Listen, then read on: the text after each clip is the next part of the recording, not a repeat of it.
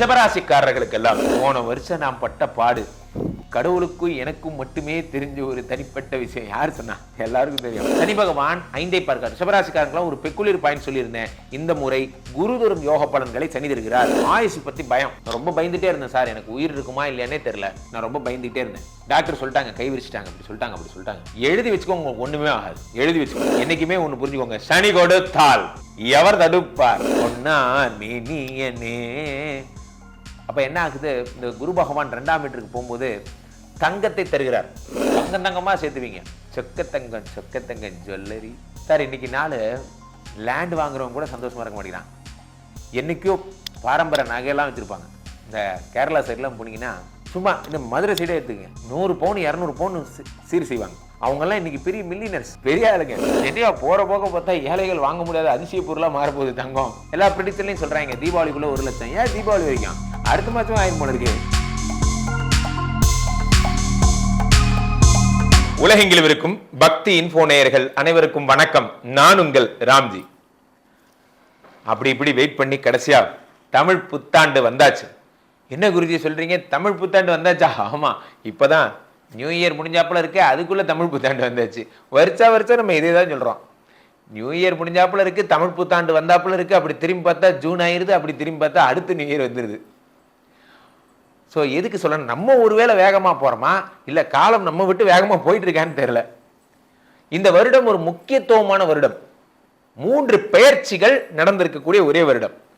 ஜோதிட உலகம்னு கிடையாதுங்க, ஒட்டுமொத்த உலகமே இந்த வருடத்தை உற்று பார்க்குது. காரணம் என்ன அப்படின்னா, சனி பெயர்ச்சி இப்போதான் ஒரு பெரிய சர்ச்சைக்கு அப்புறம் வாக்கியமாக தெரிக்கணுமா, அப்படியா இப்படியெல்லாம் நடந்து முடிஞ்சு மார்ச் 29 சனி பகவான் கும்பத்திலிருந்து மீனத்துக்கு போயிட்டார். அதை பற்றிலாம் நிறைய விஷயங்கள், நிறைய பேருக்கு அஷ்டம சனி. அப்போ கடகராசிக்காரங்கள்லாம் கண்ணீர் விட்டுட்டு இருந்தவங்கலாம் இப்போ கடவுள்கிட்ட வேண்டிட்டு, ஐயா சாமி தேங்க்யூ. ஸோ இந்த மாதிரி 7 சனி முடிஞ்செல்லாம் மகர ராசிக்காரங்களாம் 7 சனி முடிஞ்சு போச்சு, ரொம்ப நன்றிங்க ஐயா அப்படிங்கிற மாதிரி. ஸோ இது இப்போ தான் முடிஞ்சுது. அதுக்கப்புறம் குரு வரார், அதுக்கப்புறம் ராகு வரார். இப்போ தான் சனி வந்திருக்கார், அடுத்து குரு வரார். ஆக மொத்தம் மே மாதம் வரைக்கும் எங்களை பிஸியாகவே வச்சிருப்பீங்க. அப்படிலாம் ஒன்றும் கிடையாது. இப்போ நம்ம பேச போகிற தமிழ் புத்தாண்டு பலன்களில் இந்த 3 பெயர்ச்சிகளையும் இன்க்ளூட் பண்ணி ஒரே பதிவாக சொல்ல போகிறோம். நன்றாக புரிந்து கொள்ளுங்கள் நண்பர்களே. லங்ஸை தனியாக பார்க்கும்பொழுது இதனுடைய ரிப்போர்ட் வேற, ஹார்ட் தனியாக பார்க்கும்போது ரிப்போர்ட் வேற, கிட்னி தனியாக பார்க்கும்போது ரிப்போர்ட் வேற. ஆனால் ஒரே மாஸ்டர் ஹெல்த் செக்அப் எடுக்கும்போது உடம்பை பற்றிய தரோ ரிப்போர்ட் எப்படி உங்களுக்கு கிடைச்சிருதோ, சனி பயிற்சின்னு பார்க்கும்போது பலன்கள் மாறுபடுகிறது, குரு பயிற்சின்னு பார்க்கும்போது பலன்கள் மாறுபடுகிறது, ராகுகேது பயிற்சின்னு பார்த்தா பலன்கள் மாறுபடும். இப்படின்னு நீங்கள் நினைச்சீங்கன்னா இது 3த்தையும் சேர்த்து ஒரே பயிற்சியாக ஒரே பலனாக நாம் தமிழ் புத்தாண்டு பார்க்குறோம். நம்ம பக்தி இன்ஃபோ பொறுத்த வரைக்கும் பிரம்மாண்ட விஸ்வரூபம் அடையக்கூடிய ஒரு சேனல்னா இந்த பக்தி இன்ஃபோ தான். எல்லாம் வல்ல எம்பெருமான் விஷ்ணுமாயா அருளாலே இந்த பார்த்து கொண்டிருக்கும் நேயர்கள் எல்லாம் சப்ஸ்கிரைப் பண்ணுங்க, லைக் பண்ணுங்க, ஷேர் பண்ணுங்க.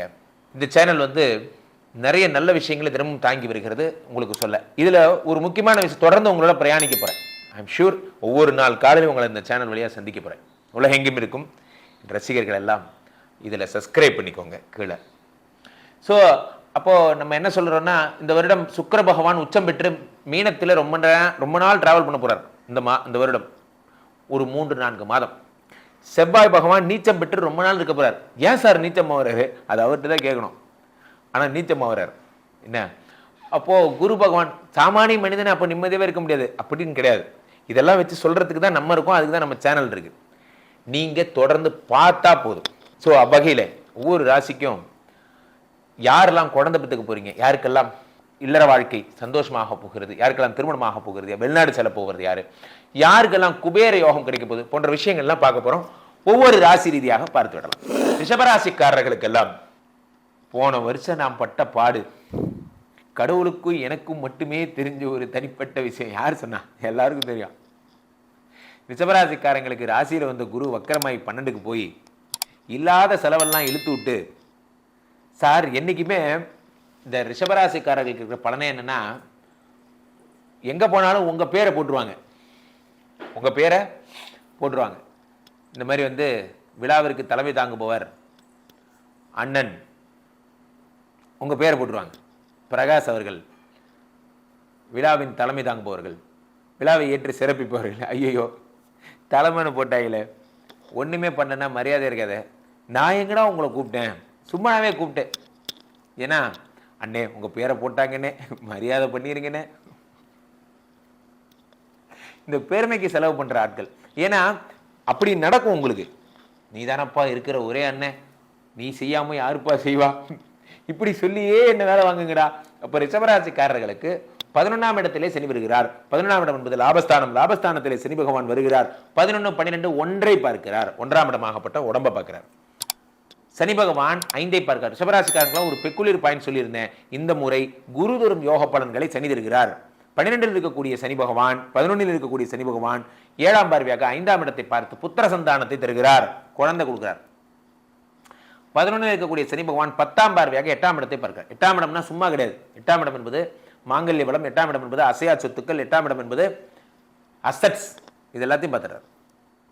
அப்ப 8ஆம் இடத்தை சனி பகவான் பார்க்கும் பொழுது அசட்ஸ் உண்டாகிறது, நிரந்தர சொத்து, மாங்கல்ய பலம். ஆயுசு பத்தி பயம். நான் ரொம்ப பயந்துட்டே இருந்தேன் சார், எனக்கு உயிர் இருக்குமா இல்லையானே தெரியல, நான் ரொம்ப பயந்துகிட்டே இருந்தேன். டாக்டர் சொல்லிட்டாங்க கை விரிச்சிட்டாங்க, அப்படி சொல்லிட்டாங்க அப்படி சொல்லிட்டாங்க. எழுதி வச்சுக்கோங்க, உங்களுக்கு ஒன்றுமே ஆகாது. எழுதி வச்சுக்கோங்க, உங்களுக்கு ஒன்றுமே ஆகாது. காரணம் என்ன அப்படின்னா சனி 8ஐ பார்க்கிறார். ஆயுள் காரகன் ஆயுள் பாவத்தோடு தொடர்பு கொள்கிறார். என்னைக்குமே ஒன்று புரிஞ்சுக்கோங்க, சனி கொடுத்தால் எவர் தடுப்பார். சனியே 11ஆம் இடமாகப்பட்ட உபதேசஸ்தானத்திற்கு சென்று வேண்டுமென்றாம் அள்ளி தருகிறார். நான் வச்சுக்கோ வச்சுக்கோ வச்சுக்கோ கொடுத்துட்டே இருக்கார். எந்த ஒரு கிரகமுமே 11ஆம் வீட்டிற்கு சென்ற அதியோகங்களை தரும். சனி குருவுடைய வீட்டிற்கு சென்ற அதியோகங்களை தருகிறார். சரி, குரு தான் என்ன பண்றார்? வருடத்தின் துவக்கத்திலே ராசியில் இருக்கக்கூடிய குரு 5, 7, 9ஐ பார்க்கிறார். 5ஆம் இடமாகப்பட்ட புத்திரஸ்தானத்தையும், 7ஆம் இடமாகப்பட்ட களத்திரஸ்தானத்தையும், 9ஆம் இடமாகப்பட்ட பாக்யஸ்தானத்தையும் பார்க்கிறார். வருடத்தின் துவக்கத்தில் மே மாசம், ஒரே மாசம் 2ஆம் இடத்திற்கு போறார். 2ஆம் இடம் என்பது வருமானம், தனம். பொன்னார் மேனியனே. அப்ப என்ன ஆகுது? இந்த குரு பகவான் 2ஆம் வீட்டுக்கு போகும்போது தங்கத்தை தருகிறார். தங்கம் தங்கமா சேர்த்துவீங்க. சொக்கத்தங்கம் ஜுவல்லரி. சார் இன்னைக்கு நாள் லேண்ட் வாங்குறவங்க கூட சந்தோஷமா இருக்க மாட்டேங்கிறான். என்னைக்கோ பாரம்பரிய நகையெல்லாம் வச்சிருப்பாங்க. இந்த கேரளா சைட்லாம் போனீங்கன்னா, சும்மா இந்த மதுரை சைடே எடுத்துக்கங்க, 100 பவுன் 200 பவுன் சீர் செய்வாங்க. அவங்கெல்லாம் இன்னைக்கு பெரிய மில்லியனர்ஸ், பெரிய ஆளுங்க. என்னையா போற போக பார்த்தா ஏழைகள் வாங்க முடியாத அதிசய பொருளாக மாறப்போகுது தங்கம். எல்லா ப்ரெடிக்ஷன்லையும் சொல்றாங்க தீபாவளிக்குள்ள 1 லட்சம். ஏன் தீபாவளி வரைக்கும்? அடுத்த மாதம் ஆயிரம் போல இருக்கு. அப்போ உங்களுக்கு தங்கம் வாங்குவீங்க. தங்கத்தின் மேல இருக்க ஆசைகள், நகை போட்டுக்கணும், அப்படி போட்டுக்கணும், அப்படி போட்டுக்கணும். ஸோ அப்போ 2ஆம் இடம் ரிஷபராசிக்கு 2ஆம் இடத்துல தனஸ்தானத்தில் குரு வருகிறார். 2ஆம் இடம் என்பது வேற என்ன? 2ஆம் இடம் என்பது படிப்பு. படிப்பு ஸ்தானத்திலே குரு வருகிறார். குருலாம் படிக்க வித்யாகாரகன் புதனுடைய வீட்டில் புதன் குரு. அப்போ படிப்பு பயங்கரமாக படிப்பீங்க, நல்லா படிப்பீங்க, நிறைய படிக்க ஆரம்பிப்பீங்க. படிப்பு 2ஆம் இடம் வித்யாஸ்தானத்தில் குரு பகவான் இருக்கும் பொழுது அந்த வித்யாம்பிகை உங்கள்கிட்ட வர நிறைய படிப்பீங்க. 6 சப்ஜெக்ட் 6 கோல்டு மெடல் அசால்ட்டாக அடிப்பீங்க. முடியும், உங்களால் முடியும். முடியாத ஒரு விஷயம் இந்த உலகத்தில் கிடையாது, உங்களால் முடியும். குரு பகவான் தரும் அற்புத பலன். 10லே ஒரு பாவி இருந்தால் அரசனை போல் யோகம் உண்டு. ராஜா மாதிரி வச்சிருப்பார். தொழில் தொடங்க போறீங்க. குரு பகவான் 6 பார்க்கிறார், 8 பார்க்கிறார், 10 பார்க்கிறார், 10ஆம் இடத்தை பார்த்துட்டார். இனி தொழில் வந்து விட்டது. இனி உங்களுக்கு தடைகள் என்று எதுவும் இல்லை. 12 கூடியவன் 3இல் செவ்வாய் மறைந்து மிகப்பெரிய ராஜயோகத்தை உண்டு பண்ணுகிறார்.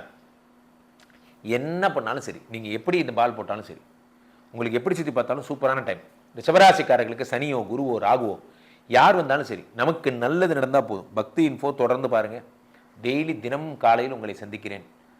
சப்ஸ்கிரைப் பண்ணுங்க, லைக் பண்ணுங்க, ஷேர் பண்ணுங்க. கீழே போயிட்டு இருக்க இந்த நம்பரை கூப்பிடுங்க. மீண்டும் ஒரு நல்ல பதிவில் சந்திப்போம். நன்றி, வணக்கம்.